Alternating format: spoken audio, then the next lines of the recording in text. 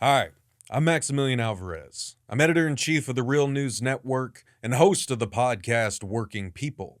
And this is the art of class war on Breaking Points. While coverage in the corporate media of the general strike rocking France has increased of late, the fact remains that for the past 6 months, one of the most massive stories not covered with corresponding urgency in North American media has been the massive, sustained, and growing strikes by workers across sectors in the UK and in France, but also large strikes in Spain, Greece, Belgium, and elsewhere.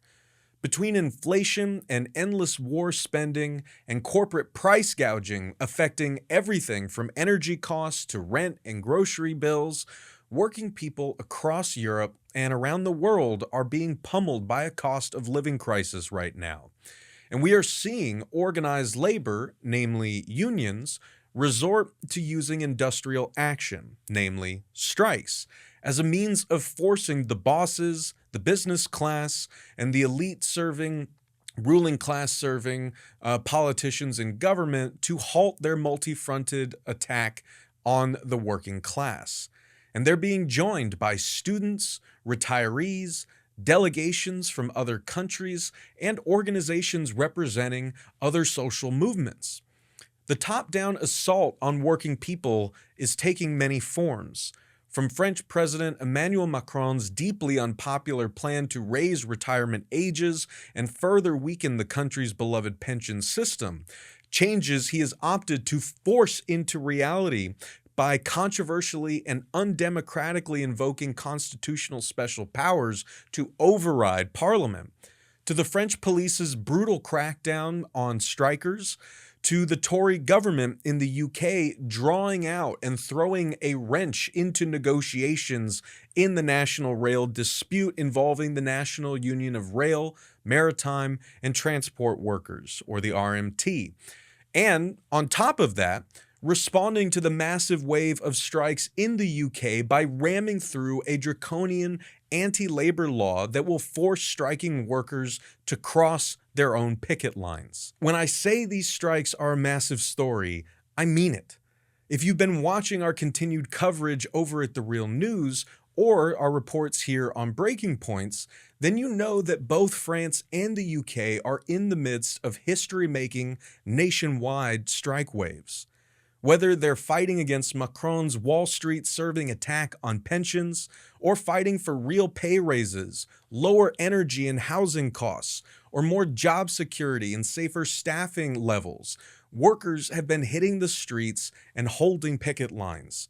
From freight and passenger rail workers, oil refinery and sanitation workers, civil servants and farmers, to school teachers, university lecturers, postal workers, nurses, ambulance drivers, and Amazon workers. To get an on-the-ground update on the class struggle playing out across France and the UK, I'm honored to be joined today once again by Mathieu Baudredat, calling in from France. Mathieu is a train operator and general secretary of the Versailles branch of the CGT Union, or the General Confederation of Labor. We're also joined by Gaz Jackson, calling in from England, another familiar face for Real News viewers. Gaz worked on the rails for 15 years as a train guard and now serves as the RMT's regional organizer in Yorkshire and Lincolnshire. Gaz, Mathieu, thank you both so much for joining me today on Breaking Points. I really appreciate it.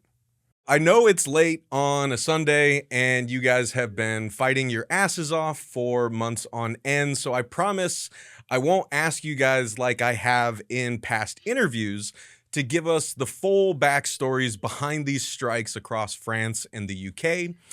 If folks are looking for that background context, we've got a treasure trove of reporting for you. You can go watch our past segments on Breaking Points, including my last interview with Mathieu.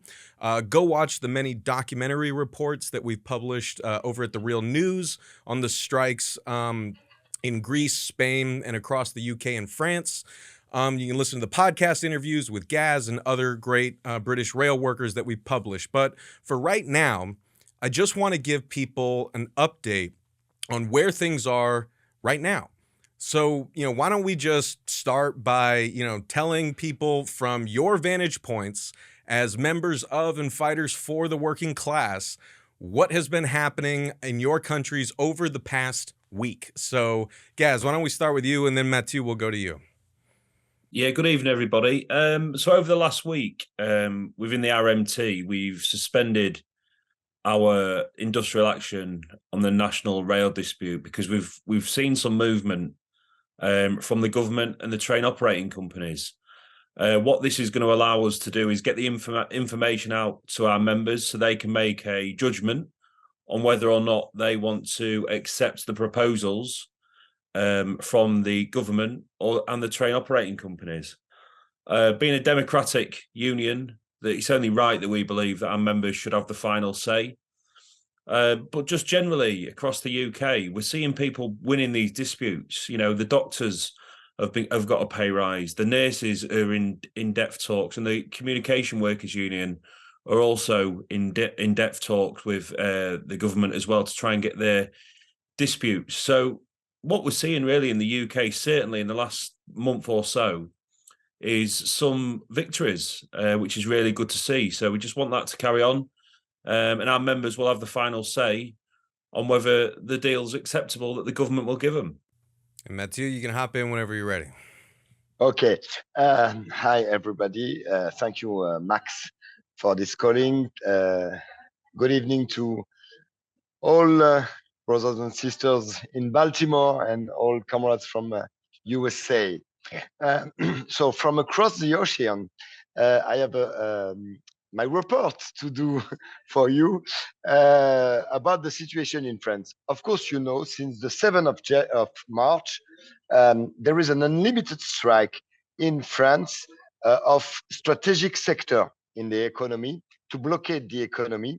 So railway, of course, but metro and a bus, of course, and electric and gas power, and the worker from refinery, and the people from the collecting garbage, the collecting trash in Paris and in 7 big cities in France. So we are in unlimited strike since the beginning of March, and and one day by week there is general strike with other sectors come with us to go on strike. So as you know, maybe because it was on the every newspaper in all over the world, the last week the government, who is in minority in the country, of course, because there is all the oppositional party, political party, all the trade unions are against the law, but we discover he was in the minority even in the parliament. So he used the tricks in our constitution to bypass the parliament and pass the law without vote. So of course it pisses us off, and there is not just the unlimited strike of the strategic sector of the economy. There is the young people. For the first time since the beginning of the movement, the youth, they came every night, every evening, every night to demonstrate in the center of Paris, but in plenty cities of France, and demonstrate, burn garbage, a fight with the police, and I think it's very brutal fight. A lot of people was injured, was hurt during the fight against the police. So the movement continue, but it takes the new crossing line now, because with the entrance of the youth people in the movement. So it's very important because we, the working class, we still continue to be on strike, but we will not let our children will be badly beaten by the police during the night in the streets. So it's a new development, a new motion of this movement, and we will continue. You have to see Paris. You have to see Paris now. There is trash everywhere. There is rats everywhere. It's ugly. You have to see that. Very nasty. It's definitely not the show Emily in Paris. With with a good selfie in the monument. Every night there is several places. The Bastille Place, the Bastille Square, as you know, the Concorde Square. They are occupied by children, by young people, and they fight against the police. So that's the situation now. Of course, for the President Macron, the 49.3, it's the article of the tricks of the constitution to bypass the parliament. For him, it was the end of the process, but for us, it's the beginning of a new process of the mobilization. May I just say a few more words about the international solidarity with our movement, Yeah, if go I for it. may? Okay, cool. So it's very important because we knew that every working class and people in all over Europe, including across the ocean, look at for us, look at our situation, look at our movement, and wait for our winning. We know that. We know for them it could be a tool, a leverage, to see that our way, the way of struggle of classes, is the winning way. We know that. But now is not just an expectation. Every week we have a delegation from different countries to demonstrate with us. And Gas Jackson comes 1 month ago to demonstrate in Paris. People from Belgium, people from Portugal, people from Italy, people from Greece, people from Germany, from Denmark, etc., etc. And every day we receive statement of solidarity, and we know there is in a lot of countries in Europe, including in America. I saw it 2 days ago in Los Angeles. There is trade unionist protests in the front of French embassy, and that's very important. And in different countries, they collect money, they raise money for our solidarity fund. My union received 10,000 euro 2 days ago from Italy. They collect money from us, etc., etc. So that's very important for us. There is an international solidarity. There is a national solidarity because we collect a lot of money. 3 weeks ago, there is peasants, poor farmers. They collect two tons of food, meat, fruit, vegetable, honey, bread, cheese, etc. All the good things of our big country. They collect 2 tons from my station, from the striker of Versailles, and they bring to us. So that's incredible because we know, and you have to know, an unlimited strike, our worst enemy is the feeling of loneliness. But now we don't feeling lonely. Okay, we know we are support. We are loved by people in France, in Europe, in all over the world. People expect our victory. And Vox Populi, Vox Dei, we will give to them the biggest victory of the 21st century about the working class fight.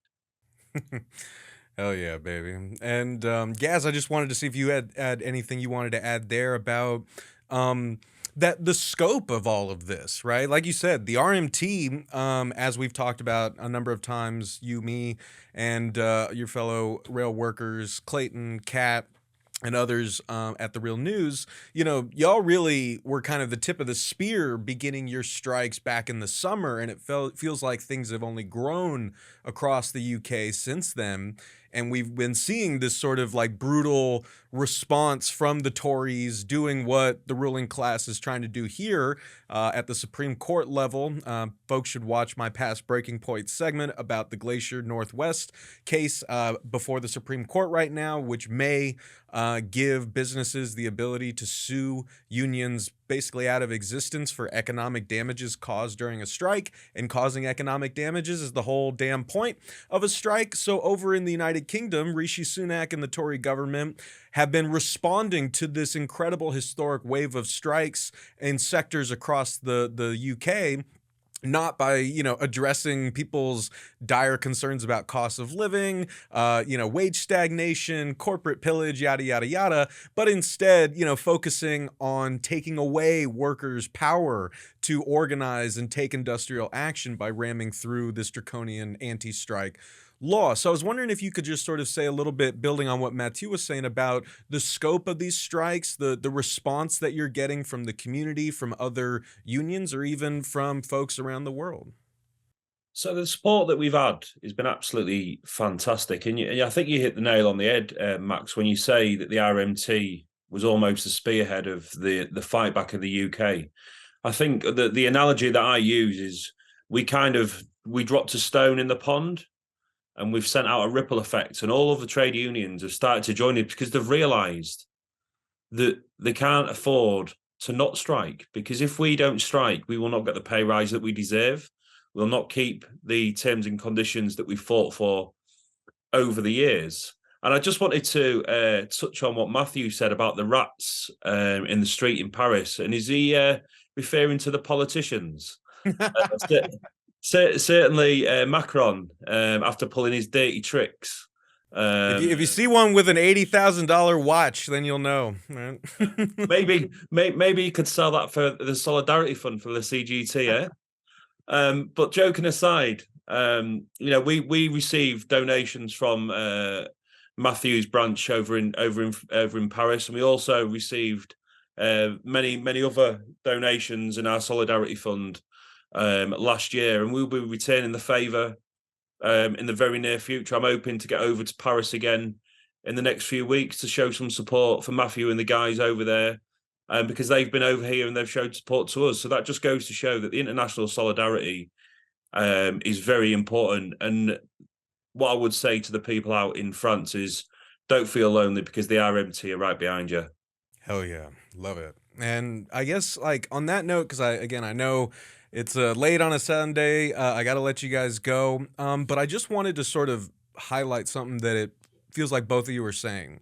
And this is certainly something we hear in the reporting that we've been publishing at The Real News is these struggles, right? There's so much of it that is focused on, workplace issues, right? Like, working conditions, raises to keep up with the cost of living, more safer staffing ratios in education and healthcare, so on and so forth. But it feels like in France, in the UK, and increasingly beyond, that it's about much more than that, too. It feels like this is really sort of the working class and the labor movement, digging their heels into the ground, trying to stop a long backslide that has been going on for years and pushing back to advance a different vision of society. And so I just wanted to ask, by way of closing out, if that feels like, if that tracks with what you're viewing and seeing over there on the ground, if this is about, what workers are going through immediately, but also what society is going through, and what can folks here in North America and beyond do to stand in solidarity with their fellow workers in the UK and France and across Europe? Of course, it's about our immediate claims. Of course, wages in France. It's the subject specifically of pension, but it's a matter of choice of society, and more the strike continue, more we the workers we talk about that. It's an interesting period, an interesting moment. The time is sustained, and we can talk about the society we want. I know in the rule books of RMT there is a word about the goal of trade unionism is socialism, a new socialist order of society. I think we have the same in France, and of course, when we are on strike, we do a demonstration. We are the working class. If we don't work, the country, the entire country collapse. Okay, so we discover and all the society discovery are true things, but a true things hiding. It's we produce, we create, because we work. So we have to decide. We have to take back our future. We have to take back the power in this society because we are the only useful class in the world. So, and it's difficult to say that because I'm from working class. I'm from a poor suburb, okay? And what we learn when we are child, then we are parasite, we are nothing, and we are losers. And the winners, we can saw it on TV show. They are lawyers, they are traders, they are theologians, etc., etc. And we are nothing. But during this period, we understand finally that we are everything. And if we are not at work, the countries collapse. So we have to decide to rule this country. That's very interesting during this period, and that's giving to us confidence. Finally, we are the cool class. We have the swag. We working class are beautiful. Make working class great again. Uh, and just for conclusion, you talk about international solidarity, my dear brother Max. I will share to you the links about our solidarity fund, and you can put in your podcast if you want. Thank you very much. In the UK, we've seen a massive increase in people joining trade unions. Certainly with the teachers, I think they've gained over 55,000 members since they was out on dispute. That's fantastic. We're engaging more with people and we're trying to organise within communities, not just within our trade unions. I think it's important that we go and speak to people that have not had any affiliations to trade unions or don't really know what a trade union are, because if people don't know, they won't understand. Like Matthew said, if without us, no wheels will turn. The 1% won't earn their money, their billions of pounds. The 99%, which is us, we have the power. They don't have the power. They think they have the power, but we do. If we don't work, they don't earn. That's as simple as it is. And we will, of course, Matthew, we will share all your solidarity funds out within the RMT as well. And I'm hoping to bring over a good donation to you in a few weeks' time, brother. So that is Mathieu Baudredat calling in from France. Mathieu is a train operator and general secretary of the Versailles branch of the General Confederation of Labor, or the CGT. And Gaz Jackson calling in from England. Gaz worked on the rails for 15 years as a train guard and now serves as the RMT's regional organizer in Yorkshire and Lincolnshire.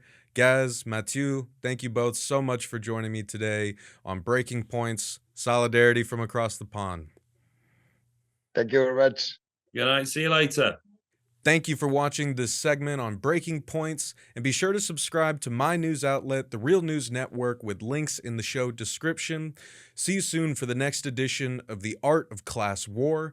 Take care of yourselves. Take care of each other. Solidarity forever. Hey guys, ready or not, 2024 is fully upon us now, and Sagar and I have been brainstorming ways that we can really up our game for this critical election. Yeah, we rely on our premium subs to expand our coverage, to add staff, to upgrade the studio. We just want to give you the best independent coverage of this election, which is possible. So if you can help us out, become a premium subscriber today, breakingpoints.com, or the link is down here in the description video. It really means the world to us, and if you like what we're all about, this is the best possible way to keep us 100% independent, working only for you.